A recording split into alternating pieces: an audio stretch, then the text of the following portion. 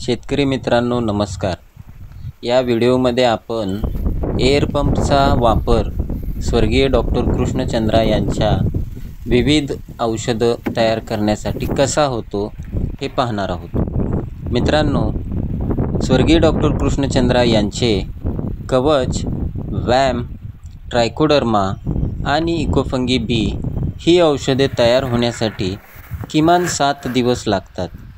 मित्रांनो, यावेळी ज्यावेळी आपल्याला निविष्ठांची या सोल्युशनची अतिशय गरज असते त्यावेळी ते जलद गतीने कसे तयार करायचे, तर मित्रांनो यासाठी आपल्याला बाजारात मिळणारा एअर पंप विकत घ्यायचा आहे। मित्रांनो, अशा प्रकारे जर आपण एअर पंप आपल्या सोल्युशनच्या टाकीत सोडला तर या एअर पंपमुळं पाण्याचा प्रवाह प्रवाहित झाल्यामुळे टाकीमध्ये जीवाणूंची संख्या आणि त्यांची वाढ जलद गतीने होते। हा बॅक्टेरियल काउंट मित्रांनो इतका वाढलेला असतो की याप्रमाणे जर आपण एअर पंप वापरून सोल्युशन तयार केलं, वॅम, ट्रायको, कवच यांचं, तर याचे परिणामही मित्रांनो जबरदस्त मिळतात।